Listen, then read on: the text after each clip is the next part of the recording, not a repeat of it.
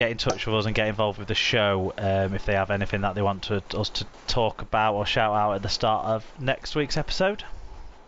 Yes, so on social media, you can contact us at Super League Pod on Twitter and Instagram, or you can find us at facebook.com/SuperLeaguePod. You can email us if you're a bit old-fashioned at superleaguepod@gmail.com, or visit superleaguepod.com to get the info on each episode, plus links to the Google form for all fan news that we can share and discuss on the show.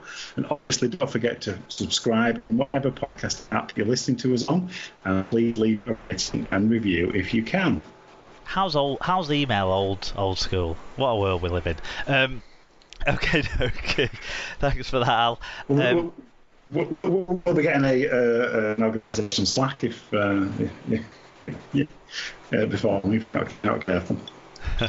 Right, let's move on to the Super League match reviews.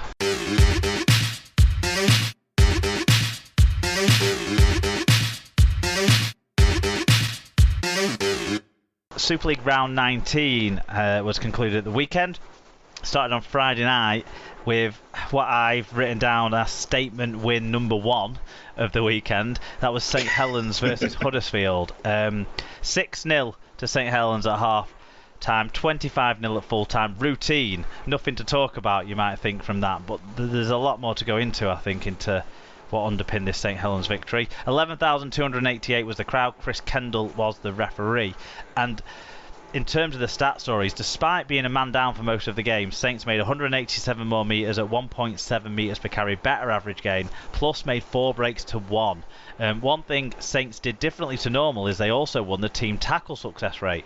They were above 95% at 5.8%, and Huddersfield were just below 90%. Huddersfield also made 4 more errors, so really could not take advantage of the extra players on the field. What about the individuals?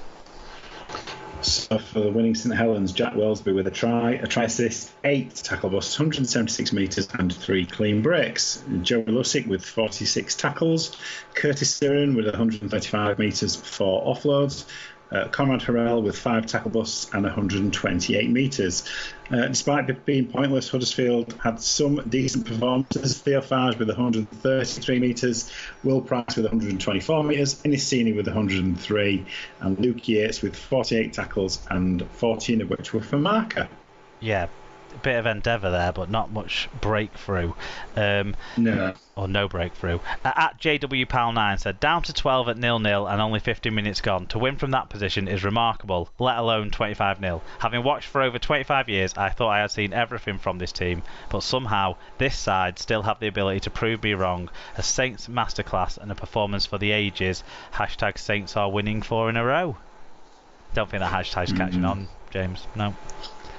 Not round here. No. At MikeWebb58 says, wow, probably the best display of ferocious defence, counter-attack and team togetherness that I've seen. Iggy and King Jack were outstanding, but then again, all 15 were.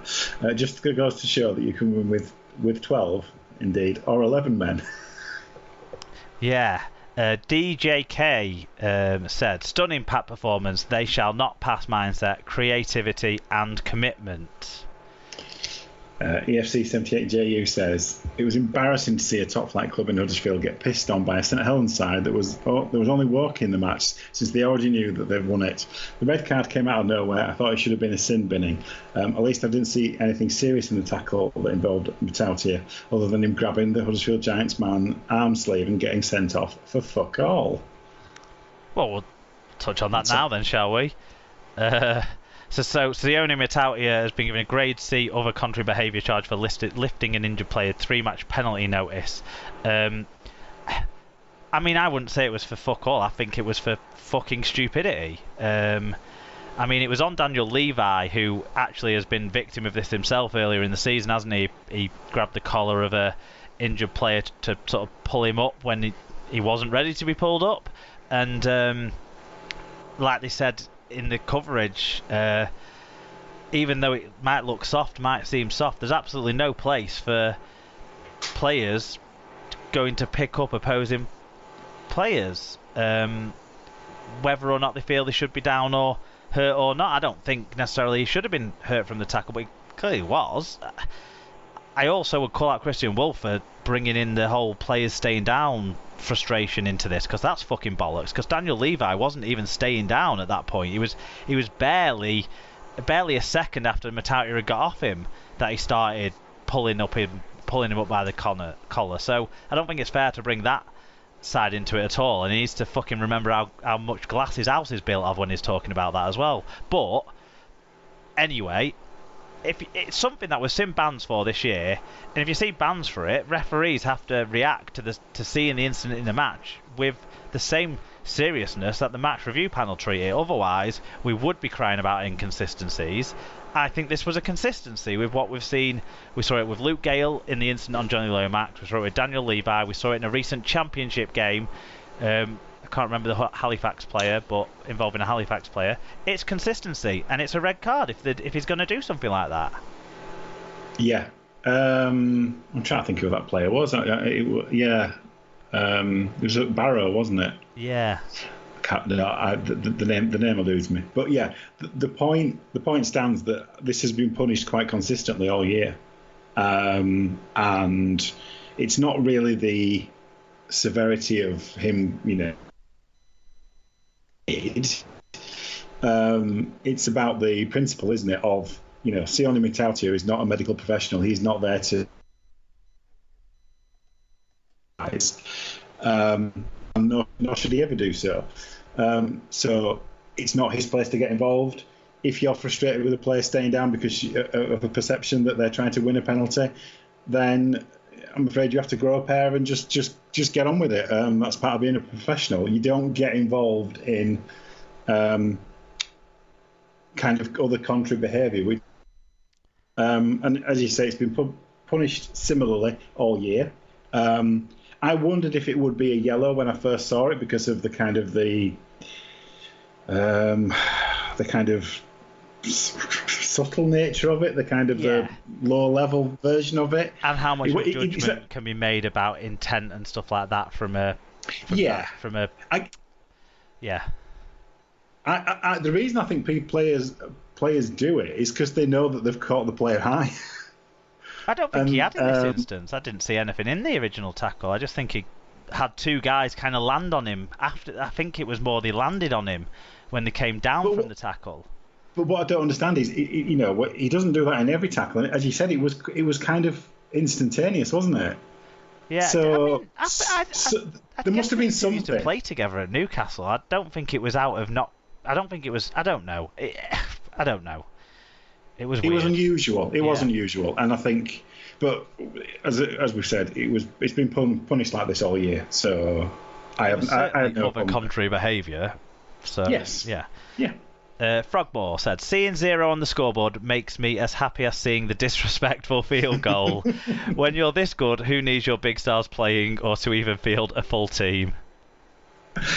Yeah, we have to give full respect to disrespectful field goals on SLP. We know that. John says, I saw a lot of Saints fans slating Kendall for his performance, but in my opinion, I thought he had a good game.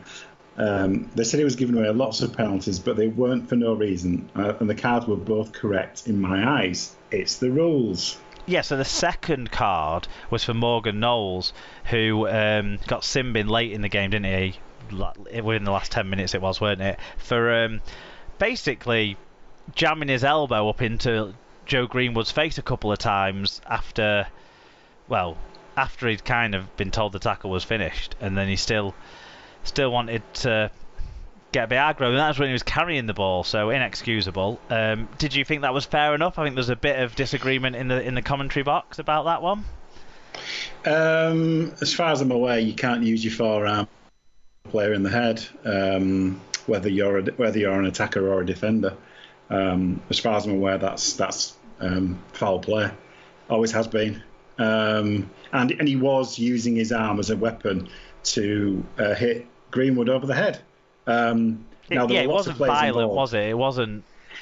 It wasn't lashing out, but it was. To be honest, it was stupid and petulant and unnecessary.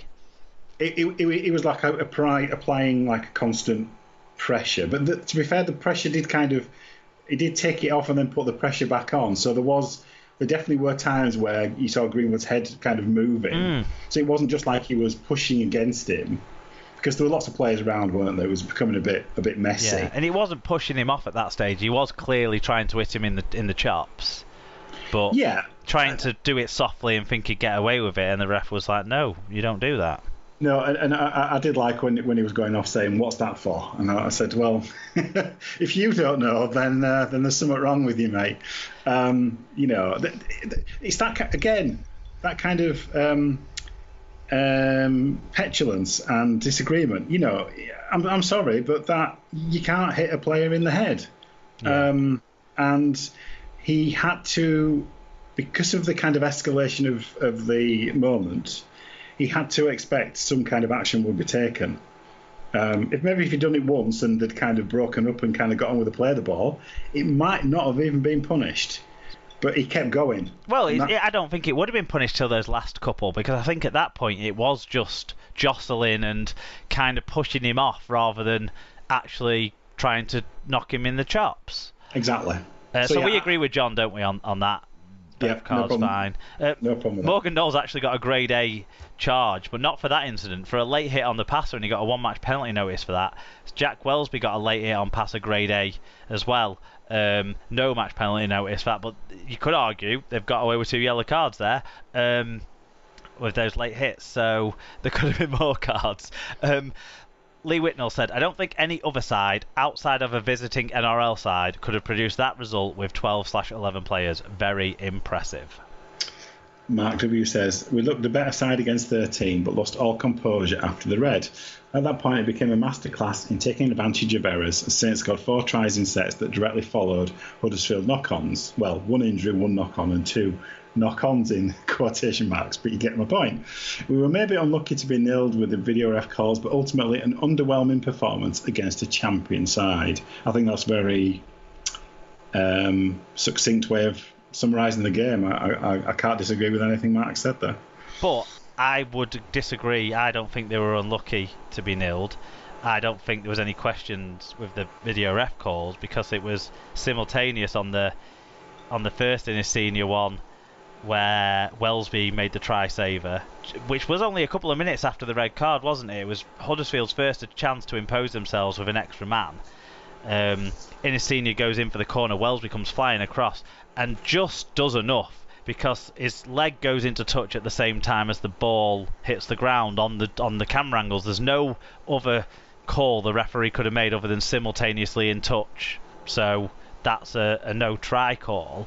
And I actually think that moment set the tone, and that's where the game went the way it did from there on in.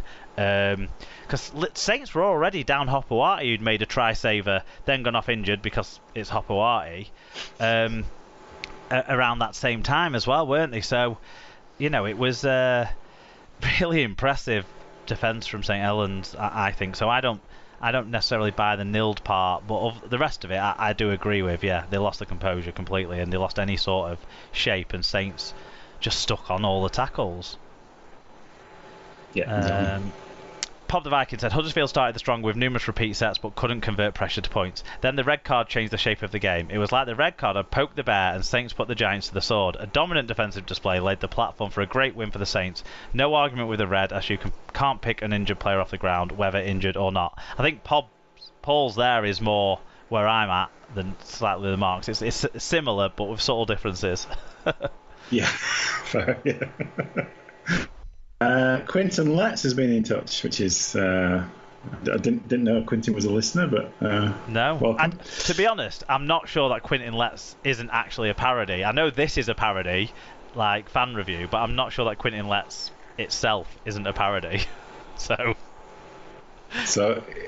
when it's a parody of a parody, does that make it real? I'm confused. Not sure. Anyway, Quinton says, "The highlights of first night of the Proms was undoubtedly the William Tell overture. Unusually, this was played on the whistle by soloist Christopher Kendall. The only blemish on this virtuoso display was those pesky fellows trying to play rugby in the background." And St. David said, ignore the cards, ignore Hollywood Kendall. Simply stand back and admire the sheer brilliance of this Saints team. Best performance of the season. Too many good performances to single anyone out. Maybe we should start with 11 next week and see how we go. They shall not pass. Onwards.